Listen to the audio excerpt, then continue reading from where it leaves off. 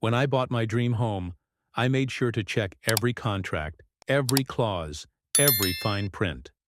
No surprises, no hidden fees, and most importantly, no HOA drama. I wasn't about to sign away my freedom to a group of nosy neighborhood overlords who could dictate what color I painted my mailbox. But life has a funny way of throwing curveballs. And mine? It came in the form of a giant hole in my backyard. It started as an ordinary day. My wife and I had settled into our new home, excited about raising our growing family. She was pregnant, our toddler was finally at the stage where he could explore, and we had big plans to turn the backyard into a safe little paradise for our kids. Maybe a small sandbox, a swing set. Just simple joys. Then, one evening, we came home from work and saw it. A gaping hole smack in the middle of our yard. A construction vehicle loomed nearby like a steel predator, its massive claw frozen mid-dig. Dirt was piled high along the fence, tire tracks clawed across our once pristine lawn, and our patio furniture had been carelessly shoved aside like an afterthought. My wife gasped, clutching my arm. "What the hell is this?" I had no answers. There was no notice, no warning. My first thought? Something had burst underground. Maybe a broken pipe or a gas line. Maybe it's the city, I reasoned, though doubt crept into my voice. Still, I wasn't about to let someone tear up my backyard without an explanation. The next morning, I took time off work and waited. Sure enough, a crew of construction workers arrived. Their hard hats gleamed under the sun as they casually set up for another day of work. On my property. I strode up, arms crossed, trying to keep my voice even. "Morning. Can I ask why you're digging up my yard?" A few workers exchanged glances, clearly caught off guard. One of them, a middle-aged guy with a clipboard, stepped forward. He had that tired, I just follow orders look. "We're putting in a pool," my brain stuttered. "A pool? For who?" He checked his papers. "For the HOA?" The words hung in the air for a second before my brain slammed on the brakes. "The what?" I laughed, but there was no humor in it. "I'm not part of an HOA." Clipboard guy frowned, flipping a few pages. "Says here this lot is HOA property." My blood turned to ice. "No, no, no. This is my property. I own it. I never signed up for any HOA." He just shrugged. "You'll have to take that up with the HOA president." And just like that, he turned away, signaling for the workers to continue. I felt my stomach twist. This was not a misunderstanding, it was something worse. I stormed back inside, did a quick search, and found the HOA president's address, just a few blocks away. My pulse pounded as I marched up to his house. It was too perfect. The kind of house that screamed HOA royalty, manicured lawn, expensive landscaping, a pretentious little fountain burbling in the front yard. I rang the doorbell. A few moments later, a man in a silk robe and slippers answered. "The HOA president." "Ah, you must be Mr. New Homeowner," he said with a smug little smile. I didn't return it. "I need to know why there's a hole in my backyard," I said, voice tight. "Oh," he drawled. "That's the community pool project." I blinked. "What community? My backyard isn't community property." His expression darkened. The smugness didn't fade. It shifted, like a poker player with a good hand. "Well, that's where you're wrong. Your property is part of the HOA." "No, it's not. I never signed anything." His smile widened. "Ownership of the land is separate from the home itself. The HOA retains rights to use land for community improvements." My skin crawled. This guy wasn't just a jerk. He was a con man in a tailored robe. I took a deep breath, my mind racing. He's lying. He has to be, but I needed proof. I needed to fight back. I left the HOA president's house feeling a mix of anger and disbelief. The guy had spoken with such smug confidence, like he had already won. But something wasn't adding up. How could he claim my yard as HOA property if I never signed anything? I needed answers. That night I stayed up researching property laws and HOA regulations. My wife, half asleep, leaned against the doorframe. "Are you really pulling an all-nighter? Over this?" I rubbed my temples. This guy is either completely delusional, or he knows something we don't. By midnight, I had my first lead. Most HOA contracts are agreed upon at purchase. If you don't sign, you're not a member. But I had seen no mention of an HOA in my home buying paperwork. That meant one of two things. The HOA was lying outright and hoping I wouldn't question it. They had found some legal loophole to force homeowners into it. Neither option sat well. With me, I needed proof. The next morning I went straight to town hall. Property records were public information, and I was about to find out exactly who owned what. The clerk, an older woman with thick glasses, barely glanced up when I asked for my property documents. "Address?" she asked, fingers already flying over the keyboard. I gave it to her, drumming my fingers on the counter. A few moments later, she frowned. "That's strange." My stomach tightened. "What is?" She turned the screen toward me. Two records for the same property. One had my name as the legal owner. The other? It listed the HOA president, Victor Hamilton, as the owner of the community land. My pulse pounded in my ears. "How is that even possible?" I demanded. She shook her head. "Looks like a filing error, but it's recent.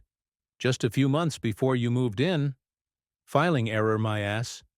Victor had found a loophole. A gap in processing time between paper records and the digital system. He had manipulated it to make it look like my land belonged to the HOA. And I wasn't the only one. I quickly pulled records for other houses in my neighborhood, all purchased within the last 5 years. Same pattern. For every new home, the HOA had filed fake ownership claims on the yards, driveways, and common spaces, making it impossible for owners to challenge them without going through an exhausting legal process. I drove home, my hands gripping the wheel tight. If Victor had done this to me, he had definitely done it to others. I needed backup. That night, I went door to door, speaking to my neighbors. Every single one of them had been pressured into the HOA. Most didn't even know about the fraudulent paperwork. They had just assumed they had no choice. A retired veteran down the street, Mr. Callahan, was the first to get really angry. "They fined me $500 for painting my door the wrong color," he growled, his fists clenched. "And all this time, they never even owned my land?" Doris, the woman next door, shook her head. "We just paid $2,000 in community maintenance fees. What the hell were we even paying for?" One by one, I laid out the evidence. One by one, my neighbors' faces turned from shock to fury. Victor had scammed an entire neighborhood, and we were about to take him down. By the end of the night, we had a plan. We pooled together to hire a lawyer, one who specialized in property disputes. We gathered every fine, fee, and demand letter Victor had ever sent out. We compiled our property records, proving that our land was never legally his. But I had one more move up my sleeve. I drafted a formal letter to Victor and the HOA. In it, I attached copies of the fraudulent property records, screenshots of his name falsely listed as the owner, a demand that all construction on my property stop immediately, or we would press charges. The letter wasn't just a warning. It was a trap, because the moment Victor responded, he would either admit guilt or dig himself into a deeper hole. And I was ready for both. The letter had been sent. Now it was a waiting game. I knew Victor wouldn't back down easily. He had too much to lose. His power, his scam, his reputation. But what I wasn't prepared for was just how far he was willing to go. Because when cornered, a rat will bite. 2 days after I sent the letter, I came home from work to a nightmare. The construction in my backyard hadn't stopped. It had gotten worse. The workers had dug the hole even deeper. The excavator was back in full force. And now, There were rebar frames going in. They weren't just digging a pool anymore. They were building it. I stormed into my backyard, waving my arms. "Hey, what the hell do you think you're doing? I told you to stop." Clipboard guy, now wearing sunglasses like some kind of budget hitman, lowered his paperwork. "We have approval from the HOA." I clenched my jaw. "This is my property." "No, sir," he said with a smirk. "It's HOA property." I saw red. That night I called our lawyer and explained the new development. He didn't waste time. "We're filing an emergency injunction first thing in the morning." An injunction meant a court order to halt construction immediately. If Victor and his crew continued after that, they'd be in violation of the law. But Victor wasn't done yet. The very next morning, before we could even file the injunction, a letter arrived in my mailbox. It was an HOA fine, a $10,000 fine, for interfering with community development. I almost laughed at how desperate it was. Then, just as I was about to throw the letter away, something else caught my eye. A second letter. This one wasn't a fine. It was a formal eviction notice. My hands trembled as I read it. The HOA was claiming that I was illegally occupying HOA property, and if I didn't vacate within 30 days, they would begin foreclosure proceedings. My blood turned to ice. Victor wasn't just trying to intimidate me. He was trying to steal my home. I wasn't going to take this lying down. That same day, I marched straight to the HOA office. Victor was there, sitting behind a ridiculously oversized mahogany desk, twirling a pen between his fingers like he was some kind of Bond villain. He didn't even look surprised to see me. "Ah, Mr. New Homeowner," he said, that slimy smirk plastered across his face. "I assume you got our letters." I slammed the eviction notice onto his desk. "You think you can kick me out of my own house?" I growled. Victor leaned back in his chair. "It's not your house if you don't own the land." I let out a sharp laugh. "That's funny. Because, according to county records, I do." His smirk faltered just for a second. I pressed on. "See, Victor, you made a mistake. You thought no one would actually check the records. But I did. And now, we have proof that you've been falsifying property claims for years." Victor's face darkened. "That's a serious accusation." I smiled. "It is. That's why we're taking it to court." For the first time, Victor looked nervous. Good. Within 24 hours, our lawyer filed the emergency injunction. The construction was halted immediately by order of the court. But we weren't stopping there. We had enough evidence to launch a lawsuit against Victor personally. Not just the HOA, but him directly. Property fraud, harassment, unauthorized construction, and possibly even grand theft, because if Victor was trying to steal my land, who knew what else he had taken? But I wasn't prepared for what we'd uncover next, because Victor had one final trick up his sleeve. And this time, he wasn't just playing dirty, he was playing dangerous. Victor was cornered, and he knew it. But rather than admit defeat, he did what all desperate con artists do: he doubled down. I had already stopped construction with the emergency injunction, and our lawsuit against him was gaining momentum. But Victor? He wasn't done fighting. And his next move? It was straight-up criminal. A few nights after we filed the lawsuit, I woke up to the sound of my wife gasping beside me. She shook me awake, her voice frantic. "The security cameras. Check. The cameras!" I sat up instantly, my heart pounding. I grabbed my phone and pulled up the security feed. And there it was. A group of men dressed in dark clothing creeping into my backyard. At first I thought maybe they were construction workers, defying the court order. But no, these guys weren't carrying tools. They were carrying cans of spray paint. I watched in stunned silence as they vandalized my house. They spray-painted words across my fence, HOA rules. They ripped out my mailbox. They even tried to slash my tires, but the motion-activated floodlights must have scared them off because they bolted soon after. was shaking with rage as I rewound the footage and took screenshots of their faces. And that's when I saw it. One of them was Victor himself. I wasted no time. By morning, I had already filed a police report and turned over the footage. Victor had officially escalated from shady fraudster to outright criminal. The police were very interested in the case. The fact that he was already under investigation for property fraud made them take the vandalism and attempted property damage very seriously. But I wasn't done yet. I sent copies of the footage to the local news.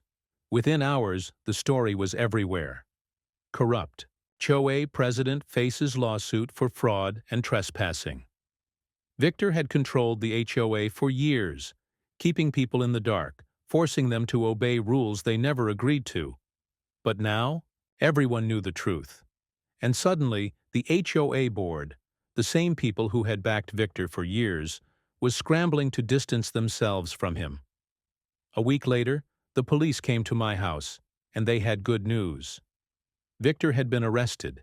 They had matched his face from the footage, and the vandalism, combined with the property fraud lawsuit, was enough for them to charge him with multiple offenses. Meanwhile, the rest of the HOA board was falling apart. Several members resigned immediately. Others claimed they had no idea what Victor was doing, and the HOA itself? It was collapsing under the weight of legal action. But the best part? Every single homeowner who had been forced into the HOA was now free. Victor's scam was over. A month later, I finally stood in my backyard, the same backyard that had nearly been stolen from me. The pool construction site had been filled back in. The wrecked fence had been rebuilt, and best of all, I had my land, my home, my peace. As I stood there, my wife came up beside me, resting her hand on my shoulder. "It's over," she said softly. I exhaled, feeling every ounce of stress finally leave my body. "Yeah," I nodded. "It's over. Or, at least for now. Because with people like Victor, you never know when they'll try again." Victor was gone. The corrupt HOA was crumbling. The fraudulent property claims were being reversed, and for the first time in months, I could finally breathe again. But just when I thought it was over, one last twist proved that some people never learn. Even after Victor's arrest, there were still a few die-hard HOA members who refused to accept reality. They tried one last stunt. A petition mysteriously showed up in some neighbors' mailboxes, demanding that the lawsuit against Victor be dropped, the HOA be restored to its former strength, and, get this, that the community pool project still go forward. I almost laughed out loud when I read it. These people were still drinking the HOA Kool-Aid, even after their leader was caught committing fraud and vandalizing private property. But their desperate attempt failed spectacularly. Not a single homeowner signed the petition. Most of them, in fact, were too busy suing the HOA for the thousands of dollars in bogus fines they had been forced to pay over the years. The new HOA board, now under completely different leadership, quickly announced that all fraudulent property claims would be reversed. Every illegitimate fine would be refunded. And best of all, the HOA was now voluntary. If you wanted to join, you could. But if you didn't, they had no power over you. It was a complete victory. A few months later, I got an update on Victor's case. The fraud, the vandalism, and the manipulation of public records all added up to a serious case against him. In the end, he managed to avoid jail time, but only by paying huge fines, being barred from ever holding another HOA position, and being forced to pay restitution to every homeowner he scammed. And the best part? He had to sell his house to cover the costs. That's right. Mr. HOA president himself was forced to move out. The day they put the for sale sign in his yard, I took my wife and kids outside and set up the first pieces of our backyard play area. Where Victor had once planned to put a community pool, I built a sandbox for my son, a swing set for my daughter, and a small garden for my wife. The backyard was finally ours again. And this time, no one was ever going to take it away. This whole experience taught me an important lesson. Stand your ground, because when people like Victor try to push you around, they're counting on you to fold. But when you fight back, they fall apart. And, trust me, there's nothing more satisfying than watching a bully lose. If you enjoyed this video, please hit the like button, share it with friends, and subscribe for more awesome content. Don't forget to tap the bell icon to stay updated. Your support means the world.